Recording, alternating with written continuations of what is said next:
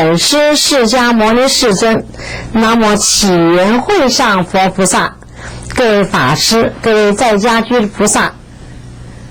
上回呢，和学子们参学到这部《金刚经》正宗分无为福圣分第11的第一小段的经文。那么这一段的经文的开示呢，佛陀呢仍然是用非常巧妙的比喻来先做解释。那么这样的比喻解说呢，非常的好，也容易的让我们明白一些抽象的概念。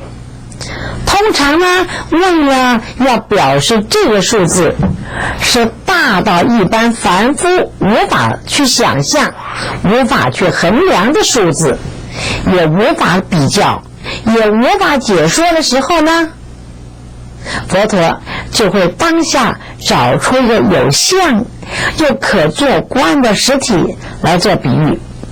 那么这里呢，就是以恒河沙来比喻，让呢我们从恒河中呢的沙去观想，先去感知这个恒河沙的数量之大，它到底有多大？前面说过了，当年佛陀在注释讲经说法的时候呢，可以说大部分的时间都是在恒河的流域两旁。凡是讲到有关数字啊，或者是量很多很大的时候，佛陀都是常常惯用恒河沙来做比喻。因为恒河的沙有相，大家呢都从细微可见的恒河沙去看，也比较容易去比较数量的大小。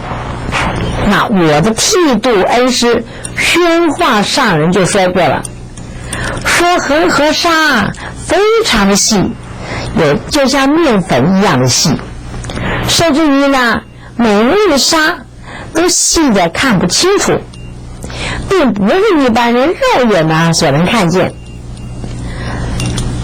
通常呢，对于看得见但是又无法数清的东西，我们都会说很多。好，那么我们再来复习这一段的经文。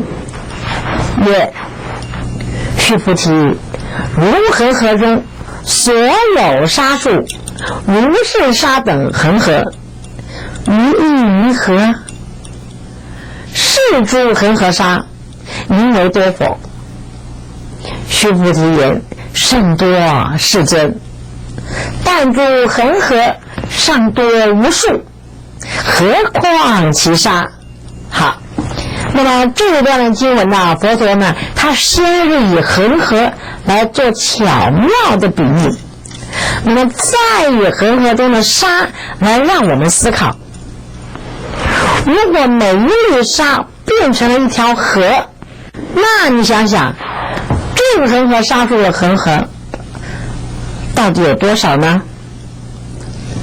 还有所有的恒河呢，总数加起来的沙，那又有多少呢？这个数字实在是无法形容的天文数字了，简直呢就是以无法以言语的文字来形容的数量。这个就是佛陀想要试探我们凡夫的一个想法。如果把这一粒沙都变成了一条恒河，那你说这恒河数量那就无量无数了。而何况里面还是有沙，以这种的比喻来做前提，目的就是要引发佛弟子们的思考。然而再接着说明，那就是佛陀他自己真正的意思了，你就容易的明白。好，让我们以感知的明白抽象的法义。